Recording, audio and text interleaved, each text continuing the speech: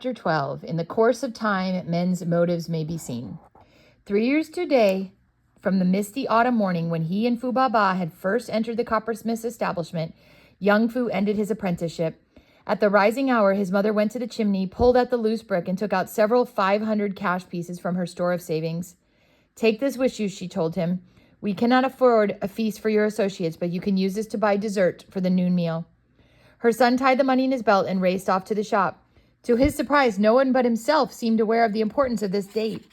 As the morning wore on and neither Tang nor the workman made any reference to the occasion, the youth was seized with apprehension. Soon it would be too late to run on the street and purchase delicacies for midday rice. It might be, fear chilled him, that Tang considered his record as apprentice too poor for the advance to journeyman. Anxiously, his eyes followed every move the coppersmith made. At last the master, struggling to control amusement, approached. You seem hot-hearted about something. Are you again in trouble? Young Fu could stand no more. Today, he began, then hesitated in embarrassment. Tang waited patiently. Today? He repeated questioningly. Today, I thought. I understand. You wish to remind me that when Mandarin is to receive his order of brasses not later than the hour of the monkey. Or is it the commission from the yamen over which you are concerned? We have until nightfall for that delivery. As an apprentice, one good trait you have, a fair memory. Were it not for that to your credit, this time it was Tang's sentence that hung suspended. Suddenly the speaker exploded with laughter. Sue, he called as a lull occurred in the anvil room. We have today another apprentice who thinks he is capable of filling your place. What am I to do about this matter? Old Sue blinked. Give him the position, of course. For the good of the business, I am willing to make any sacrifice. Do you wish me to arrange with the guild immediately? Lu interrupted. Why did you not let me complete this order for the yamen before breaking that evil news? The thought of molding another apprentice into an artisan makes my eye dim and my hand unsteady. Young Fu stood where he was as the men joined in the laughter at his expense. He could stand there tormenting now that he knew Tang had not forgotten. He caught a break in the banter to whisper to the master, The hour to eat comes quickly. May I use a few minutes to do an errand on the street? Permission granted, he hurried to the nearest food shop, made his purchases after careful consideration, carried them back to the place, and told the apprentice in charge of food to serve them with the meal. When the table was laid, a chorus of exclamations arose.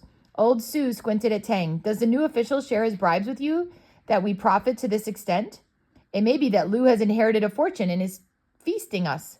Each journeyman in turn disclaimed any knowledge of the bounty. Finally, young Fu rose to the occasion. My mother and I wish you to accept this very small and worthless gift as proof of our appreciation and good wishes. He bowed to everyone present, sat down, selected choice bits for each man personally, and placed them on individual bowls. Before closing time, Tang said to him, You know, of course, that you are to remain here. Your wages will be $3 for each moon of work. You will eat midday rice here. The other food your house will provide. Young Fu could not control his surprise. He had expected $2 a month and had hoped for a little more. The guild had a sliding scale of wages, and Tang was paying him the maximum for a beginner. There have been times, the other continued, when you have served me better than is to be expected of an apprentice. I do not forget. In the future, any increase in your earnings will depend on yourself. Young Fu tried to express his gratitude, but the other brushed it aside. From this time forward, you will spend your time welding and designing. Conduct yourself as an artisan should. To be a good craftsman is an honorable estate. Before they moved apart, young Fu made a request. There is one task I wish I might do. I have noticed many times lately the manner in which the silversmiths and jewelers display their wares. Our brasses might be arranged on our shelves to better advantage. There is no limit to your own valuation of your ability, and is the accountant likely to esteem your presence in the store? Young Fu grinned. Not if he knows I wish to be there, but there are ways and ways of accomplishing one's purpose. After we and his friends were here, the clerk had me help him replace articles in the proper positions. He does not find too much pleasure in such work. It was common knowledge around the shop that the clerk was lazy. You may try. If I lose sales in the future, I shall know whose fault it is. At his first leisure moment the next day, young Fu walked slowly into the store. His face wore a deep frown. Tang said these shelves are to be cleaned and put in order, and that I am to help you do it, he grumbled.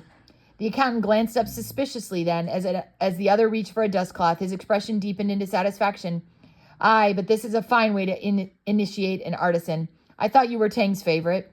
He hesitated for a moment, trying to solve the mystery. Then as young Fu's face continued in its scowl, he continued, Time it is for me to have some assistance in the work of this place. This new apprentice aids only when customers are in the store. Every other minute he is expected to tend furnace. Since Den left, I have had twice as much to do. Young Fu was lost in contemplation of the shelves. Some of the most beautiful of the smaller objects were hidden completely by the larger ones. When will Tang fill your place among the apprentices? Prodded the clerk. Young Fu admitted, honestly enough, that he did not know. His hands were busy moving things about. That tray is a background for this slender vase, and that handsome brazier in a place by itself. He could not wait to realize his effects, but he must smother his enthusiasm. Only in this way would he be able to keep the task as his own. Soon after this, Den entered the store, and Young Fu, deciding that enough time had been used on this particular work for one day, returned to his anvil. Moons had passed since Den's departure from the place, but his presence still continued to darken it. He seemed to have any number of excuses for speaking to the accountant. Young Fu wondered at so much leisure. Certainly Wu's business was not prospering if this was evidence of the time his employees had to waste. Several weeks later, Young Fu lifted the jar in which he had been working, hunted for the polishing oil, and sat down to rub the design on the surface into relief. The palms of his hands made a warm friction, and the jar began to glow. He was proud of this piece. He had done every smallest detail by himself. Shape and design, welding and cutting were alike the fruit of his brains and hands. And as he looked at it, he experienced a thrill he had never known before. He raised it on a level with his head, but not for long. Old Su called out, "This is a matter of great importance. We have found one of the treasures from a Ming emperor's tomb. Why was I not told of its presence here? A rare work of art indeed." The workman looked up, and Young Fu laughed at his own discomfiture. "I would have judged," he answered impudently, "that it more closely resembled a choice piece of the Han dynasty. It is too fine to be so recent." And they're kind of making fun of him that his piece is that good. "Every artist thinks himself a genius until he offers his work for sale," commented Tang wryly. Den came into the store in time to catch the drift of the conversation. He lounged over the counter and twisted a lip. "So the learned student now thinks himself an artist. Before the moon changes, he will, no doubt, open a shop in the great new foreign building." "Who knows?" Young Fu swung about. "Who knows? It may be your betters will yet come to buy from me." He did not mind the badinage of his associates, but Den's remarks were always barbed with poison. Den gestured largely. "The country fools think gold is made of lump of earth and brass filings. The city fool spends his time seeking gain without labor." "And has your evil speaking to do with me?" demanded Den. "As you wish, as you wish." A moment of tension was followed by Lu's sharp voice. "Has everyone in this place forgotten the orders to be delivered by the day's end?" Den made his way to the street. Hot with anger, Young Fu continued to polish the jar. There were moments when the feeling for Den choked him. Never from the first meeting had they felt one spark of friendship. It was small comfort to know that Den was disliked generally, and that even Li, who bore no quarrel with anyone, had found the other a difficult companion. His own feeling was something stronger than dislike. With each brief contact, anger engulfed him, and later left him feeling beaten and bruised. It was so tonight. Not until he reached Chairmaker's Way was he able to erase the memory of the afternoon's altercation from his mind. In Wang Scholar's room, he was still distracted. After he had drawn 3 strokes out of order, the teacher chided, "Thy mind is like a caged animal tonight. To study is useless." Young Fu put down the pen. He sat silently shuffling the leaves of the book before him. Then, in a flood of hot words, he told of his relations with the offending Den. Wang Scholar mused. "No man is entirely devoid of goodness, and the princely man is tolerant of other men's weaknesses." The youth colored under the reproof. "Tang and the journeyman alike like him no better," he added in justification. "Then their tempers are not so easily fired as is thine, for thou hast said that thou and this young man chew the most bitterness." In the days that followed, Den did not appear so often, but Young Fu gave the fact little thought. He had something else to worry about, and as yet he was ignorant of its nature. An atmosphere of strain held the brass shop in its grip. Tang went about with his brows knit tightly together. Old Su's sharp eyes darted restlessly here and there as if in search for something he never found. The tall Lu spent much of his time in the store. Late one afternoon, as Young Fu arranged several new samples on the shelf, he was conscious of a stare. Turning in his direction, he found Lu scrutinizing him oddly. "What is it?" he asked impulsively. The question seemed to pass over Lu's head, for he made no reply. Instead, he stood motionless for another moment, then left the room. With difficulty, Young Fu shook off a feeling of depression.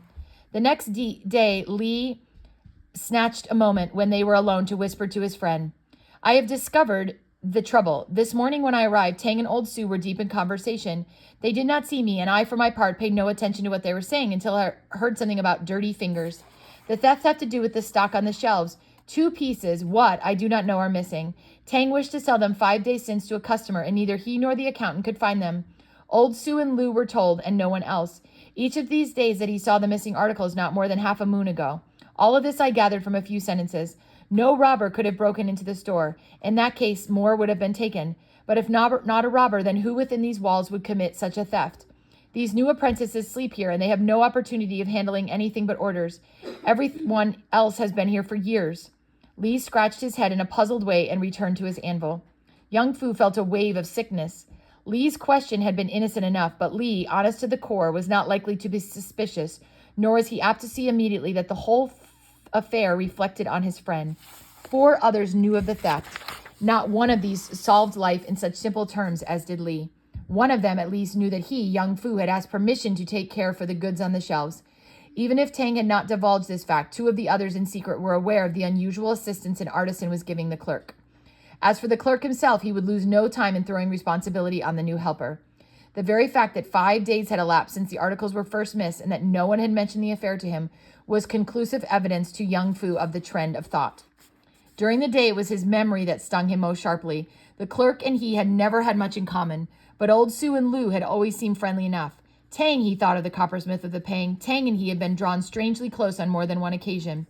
In this effort to value his relationships, it came to him that Tang was the most important figure in his life. Fu Baba, of course, had first place, but she was, after all, only a woman. Wang Scholar he respected and admired. For Li, he felt a protective fondness in many ways. Li seemed much younger than himself, but with Tang there was a depth and warmth to his affection that he gave no one else. If only the coppersmith had come to him directly and spoken of the loss. Walking home with Li that night, and I know that feeling, right? When you're close with someone and they don't confide something in you, it can really hurt your feelings. And especially if Tang thought that Fu Baba had stolen it. Or not, sorry, not Fu Baba. Young Fu. Walking home with Li that night, he had little to say. The others' talk ran on the subject of robbers. There is no proof that bandits did not perform the deed. Daily they become of greater strength and power in the province. Men say that never in the history of this land have there been so many. When law-abiding citizens have food and livelihood taken away from them by looting armies, the only course left to them is to join the outlaws. And they do not follow the habit of devoting themselves to country districts. Since the land gate was torn down and anyone who wishes may go in and out, there is not an alley in this city that lacks their representatives. Young Fu, dragged from his own unhappy thoughts, replied with a touch of impatience, Li, do you really think a group of bandits would trouble enter the shop and be satisfied with 2 pieces of brass? Of course not. I am not so great a fool as that, but in these days of disorder, each man works for himself. Perhaps. He thought, after they had separated at a junction of the streets, that no matter how greatly he might wish to accept Li's theory about the bandits, it continued to be improbable. Tang and the others did not consider the idea of robbers from outside. With them, the thief was to be found within the walls of the establishment. Then, too, there had to be no disturbance to give rise to this thought. The store was never under any circumstances left entirely empty, and a customer with evil intentions would find it no easy matter to accomplish his desires. What was more logical than for Tang to read into Young Fu's request for permission to arrange the shelves, the wish for easy access to the stock? His brain swam. To be thought a thief. This was bitterness such as he had not experienced. Foolish he had been many times, and for it he carried a heavy heart. But this affair was different. His hands were as clean as those of the master himself, and until some mention of the theft was made, he could not even protest his innocence. One day followed another with no lightening of the tension. Every person in the place was aware of the undercurrent of trouble. At midday rice, talk was desultory.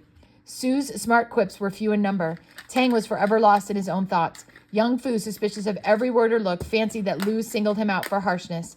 The accountant made sly insinuations that caused the youth to burn with indignation. Once he overheard Su ask Lu, have you considered Li? Lu dismissed the thought as foolish in the extreme. That one is too honest for his own good. They moved away, and Young Fu consoled himself bitterly with the thought that they were not likely to use the same doubtful compliment concerning himself. Daily he was becoming more wretched. His face grew haggard from sleeplessness. Fu Baba and Wang Scholar each in turn asked if he were well. He hastened to reassure them, if only Tang would trust him sufficiently to broach the subject of the loss. But it was he, not Tang, who eventually broke the silence. One evening there was a slacking of work in the shop, and Young Fu left earlier than usual. On the street, his feet felt unconsciously departed from the beaten track, and his eye, caught by a display of brasses, looked up to recognize Wu's establishment. He had passed this way on a number of occasions and had not thought very highly of the wares offered for sale. A figure bent over the books on the counter. In the dusk, he could not distinguish its identity. Den, probably. He wished no contact with Den, of all people, today. His mind was in great enough turmoil. He would slip away before the other raised his eyes. As he took a step forward, his glance was held by an object on the middle shelf close to the doorpost. Where had he seen that vase before, if not his own shop? It sat next to the red copper tea kettle, did it? What was wrong with his memory? Only the other day he had placed a jar beside that tea kettle. The vase had not been there. Then where had it gone? Certainly not to another brass worker. This was beyond him. Young Fu galvanized into action, and he started to run. After a few yards of this, he slowed down. He must remember the dignity due his position as an artisan. He was not on his way home. Nothing would satisfy him now until he settled the question of where the vase had gone. He would ask Tang immediately if it had been purchased. He re-entered the shop to find Li preparing to leave. Did you think tomorrow had come that you return at this hour? Li asked. His friend caught at his hand in passing but made no reply. He walked over to the shelves and Li called out, "See you again," passed into the street. Young Fu searched the stock. The jar and its neighbor, the red copper tea kettle, gleamed in the arrangement that his own hands had made. Eagerly, his eyes sought the vase. It was nowhere to be seen. Then it must have been sold. But how did Wu happen to have a duplicate? He turned to find Tang and the clerk standing beside him. The accountant's face drew into a smirk, and Tang spoke coldly. "What is it you wish, and why do you return at this hour?" The tone, more than the words, overwhelmed the youth with confusion. I wished to locate a... He stopped abruptly as Tang flashed him a warning glance. The clerk interrupted. "You see for yourself, it is as I said." Tang acquiesced. "I will take care of this matter," and he turned to Young Fu sternly. "Come with me." In a daze, the youth followed. When they had reached the furnace room, Tang led him to a secluded corner, and then with a swift change of expression spoke in a low voice. "For what were you searching?" The story was related. "Was the vase sold?" Young Fu wished to know. "Perhaps. Promise me you will not say anything to anyone until I grant permission. Now go home." As the boy passed through the store, he was surprised to see Den leaning on the counter, absorbing some tale the clerk poured into his ear. Young Fu gave them a cool glance and exclaimed loudly. There, half hidden between two larger ones on the shelf, stood the vase for which he had been searching. Tang entered. "Now what is the trouble?" Young Fu pointed with his chin and reached out. "Here is the vase. It was not in that position when I looked a little while ago, for I moved those two now beside it." The accountant forced a cool smile. "The countryman dreams. That vase has occupied that spot for several days." He addressed himself to Tang. "The day you wished to show it to a customer and we could not find it. I was sure it would later appear. Afterward, I discovered it hiding in a jar, mislaid probably by the countryman in one of the moments of playing with the stock." "And the missing tray was also in the jar?" inquired Tang. The clerk blanched. Before he could speak again, Tang had called Lu from the adjoining room. Den made a move toward the door. A sharp command, "Wait," halted his steps. Tang took the vase from Young Fu and held it out to Lu. "Was this article on these shelves today?" Lu caught at it eagerly. "Of course not. Or yesterday, or the day before that, or any time since the hour we missed it." Lu shook his head positively. "Never." Tang continued fiercely. "Today, Young Fu saw this vase on Wu's shelves. He remembered it and hurried back to see if it could be the same as this. This vase was gone. 10 minutes later, he finds it on the shelf. That Den should have arrived in the meanwhile seems strange indeed." "Did the tray accompany it also?" asked Lu. "The tray, I suppose, was still in Wu's store. I cannot credit Wu with so little brain as to think he knows about them. I shall leave that to the guild to learn." As the word guild, Den looked up sullenly. "Wu thought not so remarkable an artisan as you, honorable coppersmith, has wits of his own. He regretted that I knew so little about brasswork, and to save my face, I told him I would make some designs that he lacked. I borrowed this vase and tray and copied them in odd moments. Wu thinks they are his own product. He liked the vase so well that he placed it for display in a prominent position. I did not dare to move it, though I knew the risk I ran should someone from this place come that way." Den's voice was now shrill with bitterness. "As my ill fortune would have it, it was the countryman." He turned from Tang to Young Fu. "From our first meeting, your hands have emptied evil on my head. My family for months chided me for not winning your apprenticeship for my cousin. From the beginning, Tang took your part against me. Old Sue and the journeyman followed like sheep. They grudged me a civil word. Fortune ran on your heels. You studied with a teacher. You gained a trade from the foreign woman. You saved Tang money on the Ha Chow trip. It was Young Fu this and Young Fu go here and Young Fu do that. Always Young Fu until I was so sick of the name. When Wu invited me, I determined to make a fresh start. I would have done anything to please him, and I have not been unsuccessful." And his voice broke suddenly. "And what has this to do with you?" Tang asked the clerk. "Nothing," interrupted Den hotly as he stepped between them. "The fault is all mine, and I will bear the penalty." "Hush!" Tang pushed Den aside. "Why do you hide behind this youth?" he demanded of the accountant. "If you had nothing to do with this affair, then why did you lie just now about the vase, and why try to cast suspicion on Young Fu?" "Because I believed the countryman guilty. Also, I wish to help Den." Diseases enters by the way of the mouth. Most of men's troubles come of it. True, young Fu handled the stock. Did he also have freedom with the money box? If not, why did not some of the accounts agree with the silver in hand? The clerk's eyes were wide with terror as Tang continued. This idea of the brasses was not Den's. How much money did you get for lending them to him? Den was speechless. After a time, the clerk gained sufficient control of his voice to reply hoarsely. Den said that Wu wished him to design something of his own. It was one of Wu's reasons for offering him the position. He thought Den might have some original ideas. Lu snorted. Original? Den was all right with the accounts, but he hardly knew one brass from the other. The accountant seized at the interruption. I knew that. I wished to help him. Always I liked Den more than I did the other apprentices. And you did this service for nothing? Tang pressed the question. He was to pay me a little from the wages each month. I needed money. So it would seem. Tang turned again to Den. His tone became milder. You have risked much for this fellow. He was the only one in this place that ever showed me kindness, was the retort. That I regret. You have a way about you that repels men, but some good qualities you have. For that reason, you will go unpunished. I do not believe you are naturally without honor. Perhaps intimacy with this man has been bad for you. Tang sighed wearily. As for the tray, bring it here so we may turn it and the vase into something else. Wu may keep the design you stole. I will make new ones. Den thanked him and was gone. What is to be done with you, I do not know. Tang turned again to the accountant. For 5 years I have trusted you. When I learned recently that you were gambling, the clerk could not conceal a start. I began to watch you. It was not long before your accounts refused to balance. Then when the 2 brasses disappeared, I knew you had something to do with their loss. I could send you to the yamen for punishment, but I prefer to handle my own problems. You will remain to reckon accounts, though in the future I shall check carefully what is received. You will not play with the dominoes again. If I refuse, there is always the yamen. The journeymen who had crowded in the adjoining room now filed through quietly on the way home. That night, young Fu repeated the story to Wang's scholar. Did I not say, remarked the teacher, that no man is entirely devoid of goodness? Thy enemy, Den, possessed a rare loyalty for his friend. And I did not realize before now how bitter a part I played in his life. In the course of time, men's motives may be seen.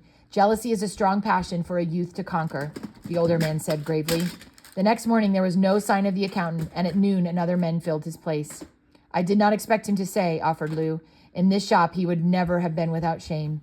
That was why I gave him the opportunity to run away. I wished no expensive court case at this time. There are too many other uses for my money. He is heavily in debt, and had he remained, we might have suffered greater losses than we did. As it is, we are rid of him, was Tang's reply. Young Fu looked up cheerfully. The cloud had lifted, and he felt like a new creature. Have you inherited a fortune? Asked the coppersmith in passing. The other beat a dent with his hammer. This is a different place in which to work, he suggested. I thought that you and the others suspected me of the theft. That our actions wore the appearance, I admit. It was for a purpose, as you know. So long as the guilty man thought the blame rested on you, he made no further move. I wanted to discover what had happened to the brasses before taking action. Young Fu lowered his voice as quiet reigned suddenly in the room. I could not understand when you did not ask me about the loss. You were not supposed to know of it.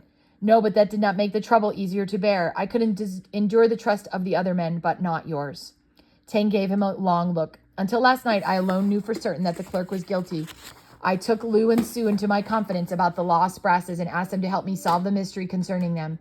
Both men were favorable to you, but they knew you had an equal chance with the clerk of stealing and more opportunity than anyone else in the shop. That fact created suspicion in their breasts. Does it make you happier to know that I told them I trusted you as I would my son, were he here?